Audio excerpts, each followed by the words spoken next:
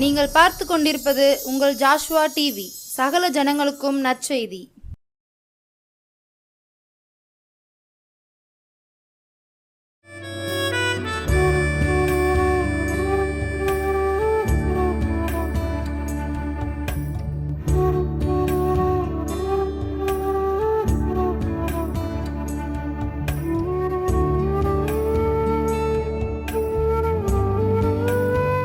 ஆண்டவராய் இயேசு கிறிஸ்து நாமத்தினாலே உங்கள் யாவருக்கும் என் அன்பின் வாழ்த்துக்களின் நன்றிகளையும் தெரிவிக்கிறேன். ஆலோசனை நேரம் என்ற நிகழ்ச்சியின் வாயிலாக கர்த்தருடைய வார்த்தையை கேட்கிறவங்க ஒவ்வொருவரையும் கர்த்தர் தாமே அளவில்லாமல் ஆசீர்வதிப்பாராக. இந்த நாளிலும் கூட பரிசுத்த ஆவியானவர் நம்மோடு பேசும்படியாக நம்ம எல்லாரும் ஆண்டுடைய முகத்தை நோக்கி பார்ப்போம். எங்கள் அன்பின் பரலோக பிதாவே, நன்றியோடு துதிக்கிறோப்பா. உம்முடைய பரிசுத்த முகத்தை நோக்கி பார்க்கிறோம் ஐயா. உம்முடைய வார்த்தைகள் ஜீவனும் வல்லமுள்ளதாக இருக்கிறதுக்காக ஸ்தோத்திரம். ஆண்டவரே, எங்களை பிழைக்க வைக்கிற, எங்களை உயிர்ப்பிக்கிற, எங்களை எல்லாவற்றிலும் தப்புவிக்கிற உடைய அன்பின் வார்த்தைகளுக்காக உமக்கு நன்றி செலுத்துகிறோம்ப்பா. இப்பொழுதும் இந்த வார்த்தைகள் மூலமாக என்னோடும் எங்களோடும் நீ பேசும். எங்களுடைய உள்ளங்களில் ஆவியான பலத்த கிரியைகளை நீ நடப்பையும். நீர் அப்படி செய்ய போகிறதுக்காக நன்றி. அடியாளை மறைத்து வெளிப்படும் இயேசுவின் நாமத்தில் பிதாவே, ஆமேன். இந்த நாளிலும் கர்த்தர் நம்மோடு பேசும்படியாக கொடுத்த அவருடைய வார்த்தை 1 தெசலோனிக்கேயர் புஸ்தகம் 5ஆம் அதிகாரம் 24வது வசனம். 1 தெசலோனிக்கேயர் 5:24. உங்களை அழைக்கிறவர் உண்மையுள்ளவர், அவர் அப்படியே செய்வார். நம்மை அழைக்கிறவர் உண்மையுள்ளவர், அவர் அப்படியே செய்வார். ஹல்லேலூயா. நம் கர்த்தர் உண்மையுள்ளவராய் இருக்கிறார். ஹல்லேலூயா. நாம் ஆராதிக்கிற நம் தேவன், நாம் சேவிக்கிற நம் ஆண்டவர் உண்மையுள்ளவர் என்று வசனம் சொல்லுகிறது.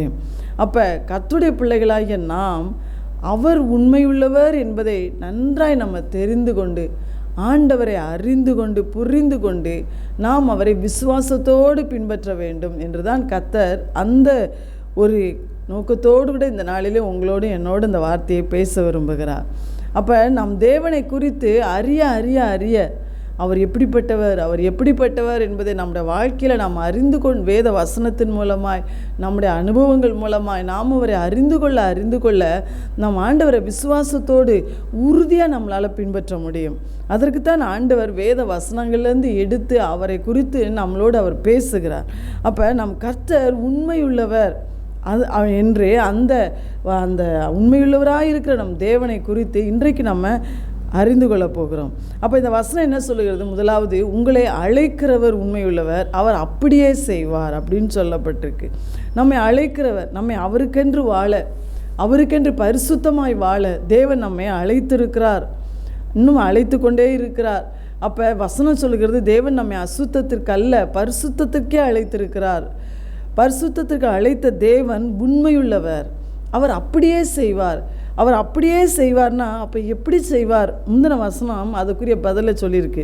சமாதானத்தின் தேவன் தாமே உங்களை முற்றிலும் பரிசுத்தமாக்குவாராக. உங்கள் ஆவி, ஆத்மா, சரீரம் முழுவதும் நம்முடைய கர்த்தராகிய இயேசு கிறிஸ்து வரும்போது குற்றமற்றதாக இருக்கும்படி காக்கப்படுவதாக. அப்போ வசனம் என்ன சொல்லுகிறது? உங்களை அழைத்தவர் பரிசுத்தத்திற்காக உங்களை அழைத்திருக்கிறார். நீங்களும் நானும் இந்த நம்முடைய வாழ்க்கையின் கடைசி பரியந்தம் அவருக்கென்று பரிசுத்தமான ஒரு வாழ்க்கை வாழ்ந்து, குற்றமற்ற ஒரு வாழ்க்கை வாழ்ந்து, முழுவதுமாய் பரிசுத்தம் அடைந்து, நம்முடைய ஆவி, ஆத்மா, சரீரம் எல்லாம் கரை திரை இல்லாமல், ஒரு பிழை இல்லாமல், ஒரு குற்றமற்றதாய் ஆண்டவருக்கு முன்பாய் நம்மை நிறுத்துவதற்காகத்தான் கர்த்தர் அழைத்திருக்கிறார். ஹல்லேலூயா. பரிசுத்தம் என்று சொல்லும்போது முழுவதுமான பரிசுத்தம், வாழ்க்கையிலே எல்லாவற்றிலும் பரிசுத்தம். இன்னும் நம்முடைய ஆவி, ஆத்மா, சரீரம் என்று நம்முடைய வாழ்க்கையின் 3 பகுதியாக இருக்கிற எல்லாவற்றிலும் பரிசுத்தம். எந்த ஒரு கரையில்லாமல், எந்த ஒரு திரையில்லாமல், பிழையில்லாமல் நம்மை குற்றமற்றவர்களாய் காத்து அவருக்கு முன்பாக கொண்டு போய் நம்மை நிறுத்துவதற்கு நம்முடைய ஆண்டவர் உண்மையுள்ளவராய் இருக்கிறார். ஹல்லேலூயா. அப்படி என்னால் வாழ முடியுமா அப்படின்னு நீங்களும் நானும் நினைக்கலாம். ஆனால் நம்மால் அப்படி வாழ முடியாது. நம் தேவனால் நம்மை அப்படி வாழ வைக்க முடியும். நம்முடைய ஆண்டவரால் அப்படிப்பட்ட ஒரு பரிசுத்தத்தோடு கூட நம்மை நடத்த முடியும். அவர்தான் நம்மை பரிசுத்தமாக்குகிற கர்த்தர். ஒருவேளை நமக்கு வருகிற பாவ சோதனைகள், பாவ போராட்டங்கள் இதெல்லாம் நம்ம பார்த்து தடுமாறலாம். ஒரு சில நேரத்தில் ஐயோ நான் ஆண்டவரை விட்டு பின்வாங்கி விடுவேனோ, இந்த பாவ சோதனை நான் ஜெயிக்க முடியாமல் போய் விடுவேனோ என்று சொல்லி கூட நம்ம கலங்கலாம்.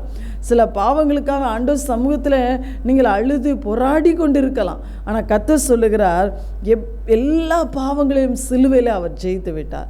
உங்களையும் என்னையும் முழுவதும் பரிசுத்தமாக்குவதற்காகத்தான் அவர் அழைத்திருக்கிறார். அதற்காக தன் ஜீவனையே கொடுத்திருக்கிறார். எபேசியர் 5ஆம் அதிகாரம் 27ஆம் வசனம் சொல்லுகிறது, ஆண்டவர் நம்ம மேலே அன்பு வைத்து அவருடைய வசனத்தினாலே, ஞானஸ்நானத்தினாலே, அவருடைய ஆவியினாலே நம்மை அவர் சுத்திகரித்து அவருக்கு முன்னால் போய் கரையே இல்லாத பரிசுத்தமுள்ள ஒரு தேவ பிள்ளையாய் நம்மை நிறுத்துவதற்காகத்தான் இயேசு தன்னையே சிலுவையிலே தன்னையே ஜீவ பலியாய் ஒப்பு கொடுத்தார், தன் ஜீவனை ஒப்பு கொடுத்தார். அதனால் ஆண்டவர் சொல்கிறார், உன்னை அழைத்தவர் நான் உண்மையுள்ளவர். நம்ம பரிசுத்தமாய் வாழ்ந்துருவேனோ, நான் பரிசுத்த வாழ்க்கையாக கடைசி வரைக்கும் நான் வாழ்ந்து முடிச்சிருவேனா, என்ற ஓட்டத்திலே எவ்வளோ தூரம் நான் அசுத்தமுள்ளவளாய் நான் காணப்படுகிறேனே, என் வாழ்க்கையில் எத்தனை தவறுகள் காணப்படுகிறதே என்று சொல்லி ஒரு வேளை பரிசுத்தத்துக்காக பிரயாசப்பட்டு நீங்கள் அங்கலாய்த்து கொண்டிருப்பீங்கன்னா, ஆண்டவர் இன்னைக்கு நமக்கு வாக்கு கொடுக்கிறார். உங்களை அழைக்கிறவர் உண்மையுள்ளவர், உங்களை அழைத்தவர் உண்மையுள்ளவர். அவர் கட்டாயம் பரிசுத்தமாய் வாழ நமக்கு உதவி செய்வார். எந்த சூழ்நிலையாக இருந்தாலும் தேவன் நமக்கு உதவி செய்தார். யோசேப்புக்கு பாருங்கள், ஆண்டவர் எப்படி உதவி செய்தார். யோசேப்பு எல்லாரும் இல்லாத ஒரு தனிமையான சூழ்நிலை. அவனுக்கு அந்த இடத்துல சப்போர்ட் பண்ணுறதுக்கு யாருமே கிடையாது.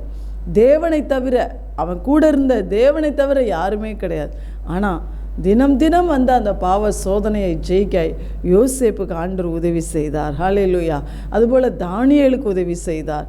எல்லா பக்தர்களுக்கும் அவர் உதவி செய்கிறார். இன்றைக்கும் அவர் உதவி செய்கிறார். அதனால தான் ஆண்டவர் சொல்கிறார், உங்களை பரிசுத்தத்திற்காக அழைத்த தேவன் உண்மையுள்ளவர். அவர் கடைசி வரை உங்களை கரைதிரையற்றவர்களாய் பிழையற்றவர்களாய் உங்களை பரிசுத்தப்படுத்தி தேவனுடைய ராஜ்யத்தில் அவருக்கு முன்பாக நிறுத்துவதில் அவர் உண்மையுள்ளவராய் இருக்கிறார். ஹல்லேலூயா.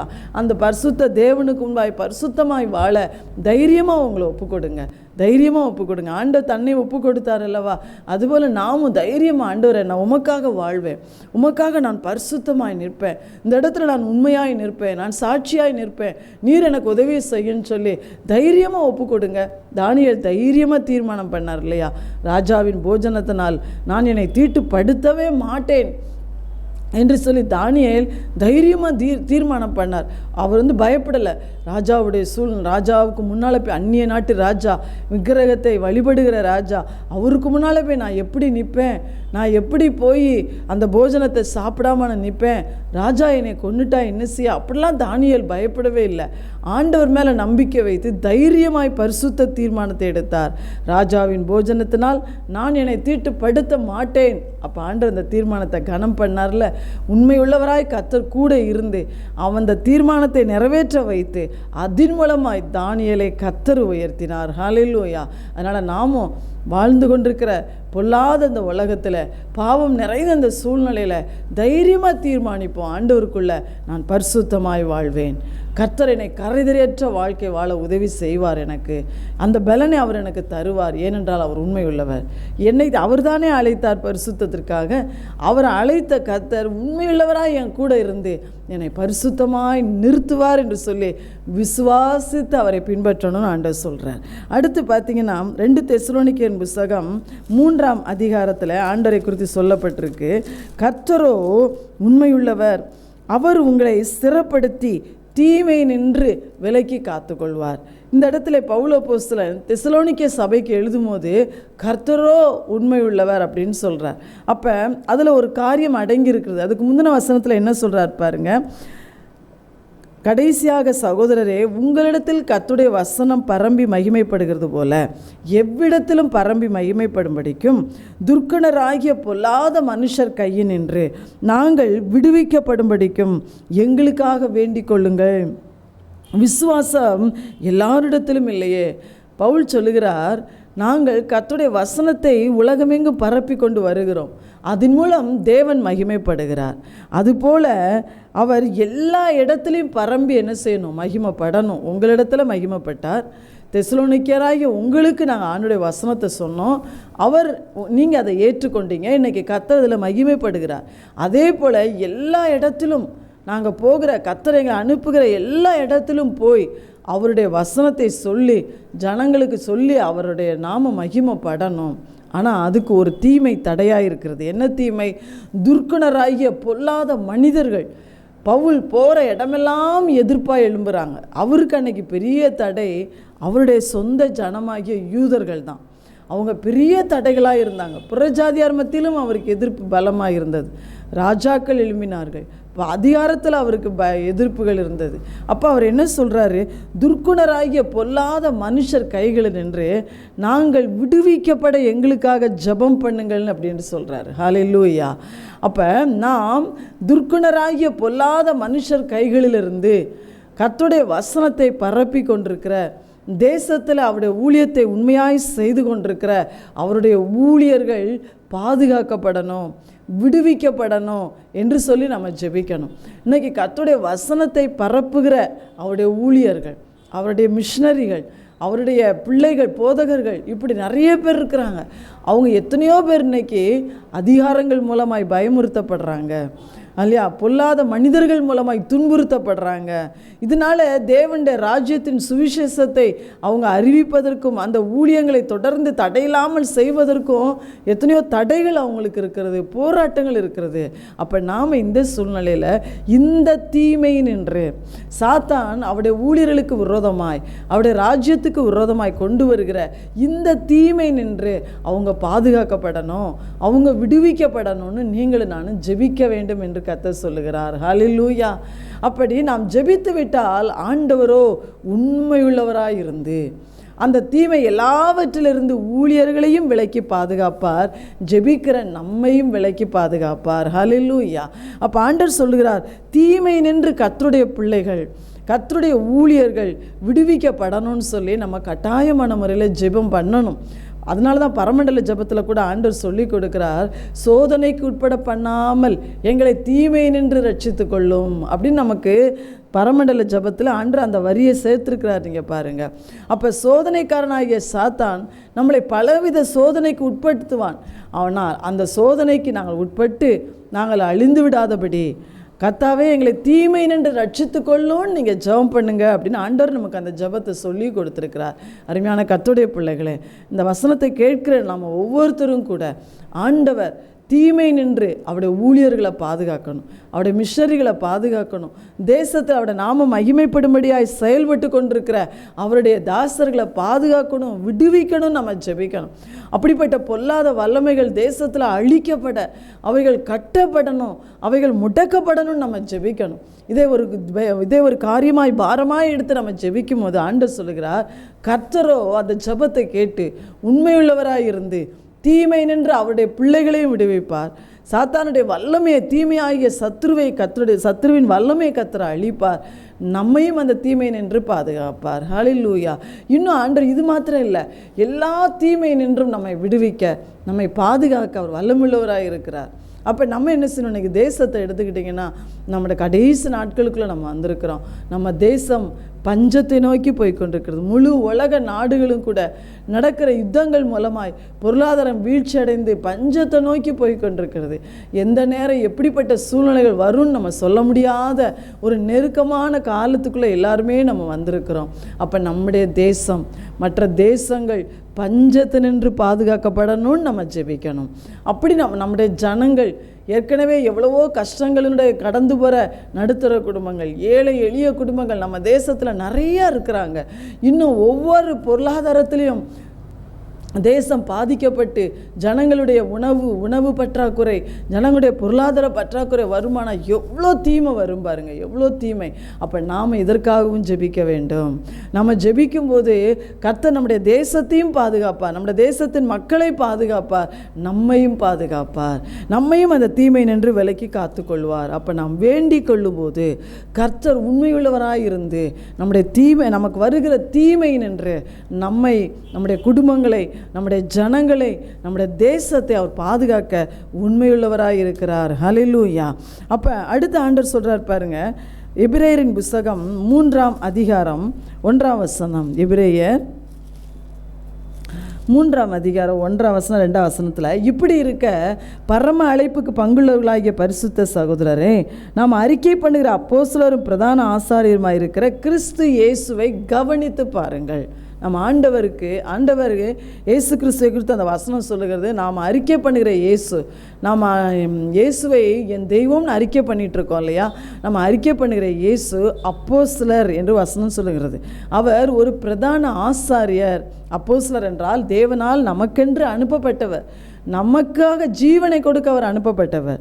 அடுத்து பிரதான ஆசாரியருமாய் இருக்கிற கிறிஸ்து நமக்காக பரிந்து பேச, ஆண்டவரிடத்தில் நாம் என்றென்றைக்கும் பிழைத்திருக்க, முற்றுமுடிய நம்மை அவர் ரட்சிக்க, முற்றுமுடிய நம்மை அவர் பாதுகாக்க நமக்காக பரிந்து பேசுகிற பிரதான ஆசாரியர். அவரை நீங்கள் கவனித்து பாருங்க அப்படின்னு வசனம் சொல்லுது. அவரை கவனித்து பார்த்தால் நம்ம ஆண்டவராய் இயேசு எப்படிப்பட்டவர்? மோசே தேவனுடைய வீட்டில் எங்கும் உண்மையுள்ளவனாய் இருந்தது போல இவரும் தம்மை ஏற்படுத்தினவருக்கு உண்மையுள்ளவராயிருக்கிறார். மோசே ஒரு பெரிய ஒரு பரிசுத்தவான், கர்த்தருடைய தாசன். தேவன் அவரை ஏற்படுத்தின அந்த கர்த்தருடைய வீட்டின் பணியிலே உண்மையாக இருந்தார். அதே போல குமாரனாகிய இயேசு கிறிஸ்து தன்னை அனுப்பின பிதா எதற்காய் தன்னை ஏற்படுத்தினாரோ அதில் அவர் உண்மையுள்ளவராயிருந்தார். அவரை ஆண்டவர் அனுப்பின நோக்கத்தை 100க்கு 100 அவர் நிறைவேற்றி முடித்தார். அவர் பிரதான ஆசாரியராக ஜனங்களுக்காக எழுந்து நிற்கணும், அதுதான் தேவனுடைய திட்டம். அதற்காக அவர் செய்தது என்ன தெரியுமா? தன் ஜீவனையே கொடுத்தார். பலத்த சத்தத்தோடு கண்ணீரோடு அவர் விண்ணப்பம் பண்ணினார்.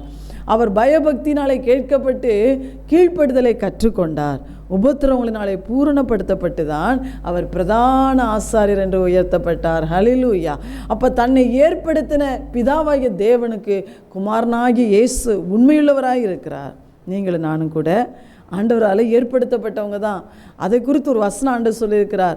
ஏசாயா தீர்க்கதரிசியின் புஸ்தகம் 43ஆம் அதிகாரம் 21ஆம் வசனத்தில், இந்த ஜனத்தை எனக்கென்று ஏற்படுத்தினேன், இவர்கள் என் துதியை சொல்லி வருவார்கள். உங்களே என்னையும் கர்த்தர் அவருடைய துதியை சொல்லி வரும்படியாக ஏற்படுத்தியிருக்கிறார். அருமையான கர்த்தருடைய பிள்ளைகளை, நம்ம வீடுகளில் ஆண்டவரை அதிகமாக நம்ம துதிக்கிறோமா? கம்பீரித்து பாடல்களை நாம் பாடுகிறோமா? கர்த்தர் நம்ம கூட வாசம் பண்ணுவதற்கு நம்ம வீட்டில் துதியின் சத்தம் எழும்புகிறதா யோசித்து பாருங்க. அல்லாவிட்டால் எப்பொழுதும் முறுமுறுப்பின் சத்தம், அல்லாவிட்டால் எப்பொழுதும் விண்ணப்பம் பண்ணி ஜெபம் பண்ணி கொண்டே இருக்கிற சத்தம், இப்படிப்பட்ட சத்தங்களை ஆண்டவர் எதிர்பார்க்கிறார் நம்மிடத்தில். அவரை துதிக்கும் துதி. அது மாத்திரம் இல்லை, ஆண்டவர் துதிகளில் பயப்படத்தக்கவர், துதிகளில் புகழப்படத்தக்கவர். அவரை உயர்த்தி துதிக்கிறதுக்கு நிறைய காரியம் இருக்குது. அவர் நமக்கு செய்த நன்மைகள் ஏராளம். அப்போ ஆண்டவர் என்ன சொல்கிறாரு? அவரை உயர்த்தி அவரை புகழ்ந்து மற்றவர்களிடத்தில் அவரை நாம் அறிவிக்க நம்மை ஏற்படுத்தி இருக்கிறார் என்று சொல்லுகிறார். ஹல்லேலூயா. அதை நம்ம செய்கிறோமா? யோசித்து பாருங்கள். அந்த தேவ திட்டம் நமக்குள்ளாக நிறைவேறுகிறதா? நாம் அதுக்கு ஒப்பு கொடுப்போம் என்றால், நீர் என்னை ஏற்படுத்தின நோக்கம் என்னில் நிறைவேறட்டும்ப்பா, நீர் உண்மையுள்ளவர்னு சொல்லி பாருங்கள். நம்மையும் தேவன் அப்படி நடத்துவார். கடைசியாக 1 ராஜாக்களின் புஸ்தகம் 8ஆம் அதிகாரம் 15ஆம் வசனத்தில் வசனம் சொல்லுகிறது. 1 ராஜாக்கள் 8:15. அந்த இடத்துல பாருங்கள், சாலோமோன் ராஜா பேசுகிறார். இஸ்ரவேலின் தேவனாகிய கர்த்தருக்கு ஸ்தோத்திரம், அவர் என் தகப்பனாகிய தாவீதுக்கு தம்முடைய வாக்கினால் சொன்னதை தம்முடைய கரத்தினால் நிறைவேற்றினார். ஹல்லேலூயா. அடுத்து நம்ம ஆண்டவர் எதில் உண்மையுள்ளவர் தெரியுமா? தான் சொல்லுகிற ஒவ்வொரு வார்த்தையும் உங்களுக்காக, எனக்காக, அவருடைய தாசர்களுக்காக, அவருடைய ஜனங்களுக்காக அவர் சொல்லுகிற ஒவ்வொரு வார்த்தையும் நிறைவேற்றுவதில் நம்முடைய ஆண்டவர் உண்மையுள்ளவர். ஹல்லேலூயா. நம்முடைய ஆண்டவர் உண்மையுள்ளவர். அதுதான் சாலோமோன் ராஜா சொல்லி ஆண்டவரை துதிக்கிறார். என்ன சொல்லுகிறார்? தம்முடைய தாசனாகிய தாவீதுக்கு என்ன சொன்னாரோ அதை வாக்கினால சொன்னதை இன்றைக்கு கரத்தினால் நிறைவேற்றி விட்டார்னு சொல்கிறார். எதை சொல்கிறார் சாலோமோன் கர்த்தருடைய நாமத்துக்காக ஒரு பெரிய தேவாலயத்தை, உன்னதமான ஒரு தேவாலயத்தை கட்டினார். பிரமிக்கத்தக்கதான ஒரு தேவாலயத்தை அவர் கட்டினார். அந்த கட்டினது சாலோமோன், ஆனால் கர்த்தர் வாக்கு கொடுத்தது தாவீதுக்கு தான் சொன்னார். தாவீது தான் ஆசைப்பட்டார் ஆலயத்தை கட்டணும்னு. அப்போ ஆண்டவர் சொன்னார், முன்னால் இந்த ஆலயத்தை கட்ட வேண்டாம், நீ ஏராளமான ரத்தம், யுத்த வீரன் தாவீது ரத்தத்தை சிந்திருக்கிற, ஆனால் உன் மகன் சாலமோன் அவன் என்ன செய்வான், என் ஆலயத்தை கட்டுவான் என்று சொல்லி ஆண்டவர் வாக்கு கொடுத்தார். அந்த வார்த்தையின்படியே சாலமன் தேவனுடைய ஆலயத்தை மகிமையாய் கட்டி முடித்தார். கர்த்தர் கூட இருந்து அதை நிறைவேற்றினார். ஹல்லேலூயா. அப்படி அதனால தான் ஆண்டவருக்கு ஸ்தோத்திரம்னு சொல்கிறார். அதே மாதிரி ஆபிரகாமை பாருங்க, உனக்கு ஒரு சந்ததியை தருவேன்னு சொன்னவன் அதை அந்த வாக்குத்தத்தத்தை நிறைவேற்றி கர்த்தர் நிறைவேற்றுவதில் உண்மையுள்ளவராக இருந்தார். ஆபிரகாமுக்கு சொல்லும் போதே சொல்கிறாரு, உன் சந்ததியார் இன்னும் பிள்ளையே பிறக்கலை. அப்போ ஆண்டவர் சொல்கிறாரு, உன் சந்ததியார் 400 வருஷம் புறஜாதியார் கையில் அடிமையாக இருப்பாங்க. அதற்கு பின்பு அவங்க அதை விட்டு வெளியே வந்து நான் உனக்கு கொடுத்த அந்த தேசத்தை சுதந்தரிப்பாங்கன்னு ஆண்டவர் வாக்கு கொடுத்தார். அந்த வார்த்தையும் ஒரு வார்த்தை கூட கீழே விழாமல் அப்படியே நிறைவேறிற்று. ஹல்லேலூயா. அப்படி வேதத்தை எடுத்து பார்த்தோன்னா ஆண்டவர் ஒவ்வொரு அவருடைய தாசர்களுக்கும் சொன்ன ஒவ்வொரு வாக்கு தத்தம், ஒவ்வொரு வார்த்தையும் காலங்கள் ஒருவேளை தாமதமானால் கூட ஆண்டவர் அதை நிறைவேற்றுவதில் ரொம்ப உண்மையுள்ளவராக இருந்தார். ஹல்லேலூயா. ஆண்டவர் இன்னைக்கு நமக்கும் சொல்கிறாரு, உங்களுக்கும் எனக்கும் தேவன் என்னென்ன வார்த்தைகளை வாக்கு தத்தமாய் அல்லாவிட்டால் உடன்படிக்கையாய் தேவன் நமக்கு தந்திருக்கிறாரோ அதை ஒவ்வொன்றுவரையும் அவர் நிறைவேற்றுவதில் உண்மையுள்ளவர். ஹல்லேலூயா. அதனால் நம்ம பயப்படவே வேண்டாம். ஆனால் நமக்கு தேவையானது ஒன்று என்ன தெரியுமா? பொறுமை. ஏன்னா எபிரேயரின் புஸ்தகம் 6ஆம் அதிகாரத்தில் 11, 15 இந்த வசனங்களை நீங்கள் வாசித்து பாருங்க. வாக்குத்தத்தங்களை பெற்றவங்க நீடிய பொறுமையோடும் விசுவாசத்தோடு அதை சுதந்திரித்து கொண்டாங்களாம். ஆபிரகாம் கூட பொறுமையாய் காத்திருந்து தேவனுடைய வாக்குத்தத்தத்தை பெற்றுக்கொண்டார். அப்போ வசனம் சொல்கிறது, நீ தாமதித்தாலும் அதற்கு காத்திரு, அது நிச்சயமாய் வரும், அது தாமதிப்பதில்லை. அதனால் தாமதம் ஆகும்போது ஆண்டவர் உண்மையிலே எனக்கு சொன்னாரா, அவர் சொன்னால் செஞ்சிருவாரா, அப்படிப்பட்ட சந்தேகம்லாம் நமக்கு வேண்டாம். அவர் மனம் மாறுவதற்கு ஒரு மனுஷனே அல்ல, அவர் பொய் சொல்ல ஒரு மனிதன் அல்ல, அவர் பொய்யுரையாத தேவன் என்று வசனம் சொல்லுகிறது. அப்போ ஆண்டவர் சொல்றார், உனக்கு நான் சொன்னதை நிறைவேற்றுவதில் உண்மையுள்ளவராக இருக்கிறேன். அதனால் பொறுமையாய் காத்திருந்து அந்த வாக்குத்தத்தங்களை சுதந்தரித்துக்கொள் என்று சொல்லி கர்த்தர் நம்மை பார்த்து சொல்லுகிறார். அப்போ இன்றைக்கி ஆண்டவர் எப்படி உண்மையுள்ளவராக இருக்கிறார் என்று சொல்லி நம்ம அறிந்து கொண்டோம். அதை அறிந்த நாம் அவரை விசுவாசத்தோடு பின்பற்றி போவோம். எந்த ஒரு பயத்துக்கோ கலக்கத்துக்கோ சந்தேகத்துக்கோ நாம் இடம் கொடாமல் தைரியமாய் ஆண்டவரை பின்பற்றுவோம். ஆண்டவர் நம்மை கடைசுவரை தூக்கி நிறுத்த வல்லவராக இருக்கிறார். ஜெபம் பண்ணுவோமா? எங்கள் அன்பின் பரலோக பிதாவே, நீர் உண்மையுள்ளவராக இருக்கிறதுக்காக ஸ்தோத்திரம்ப்பா. நீர் எங்களை அழைத்தவர், பரிசுத்தத்துக்காக அழைத்தவர், நீ உண்மையுள்ளவர். ஆண்டவரே, எங்களை தீமை நின்று காக்க நீ உண்மையுள்ளவராக இருக்கிறீர் ஐயா. இயேசுவே, எங்களுக்கு கொடுக்க வாக்கு தத்தங்களை நிறைவேற்ற நீ உண்மையுள்ளவர். நீர் உம்மை ஏற்படுத்தின பிதாவுக்கு உண்மையுள்ளவர். இதை கேட்டுக்கொண்டிருக்கிற எங்கள் ஒவ்வொருத்தர் வாழ்க்கையிலும் கூட நீர் உண்மையுள்ளவராக இருந்து எங்களை பரிசுத்தமாய் முழுவதுமாய் பரிசுத்தமாய் நிறுத்த ஆண்டவரே ஏசப்பா, எங்களுக்கென்று நீ சொன்ன வார்த்தைகளை நிறைவேற்ற ஆண்டவரே, எங்கள் வாழ்க்கையில் நாங்கள் எங்களை ஏற்படுத்தின நோக்கங்களை நீ நிறைவேற்ற நீ உண்மையுள்ளவராக இருக்கிறதுக்காக ஆண்டவரே உமக்கு நாங்கள் நன்றி செலுத்துகிறோம்ப்பா. நன்றி செலுத்துகிறோம். எங்களை எல்லா தீமை நின்றும் பாதுகாக்க நீ உண்மையுள்ளவராக இருக்கிறீர். அந்த தேவனுடைய ஆசீர்வாதத்தை நாங்கள் ஒவ்வொருவரும் அனுபவிக்க எங்களுக்கு கிருபை தாரும். இயேசுவின் நாமத்தில் கேட்கிறேன் ஜீவனுள்ள தகப்பனே. ஆமேன், ஆமேன்.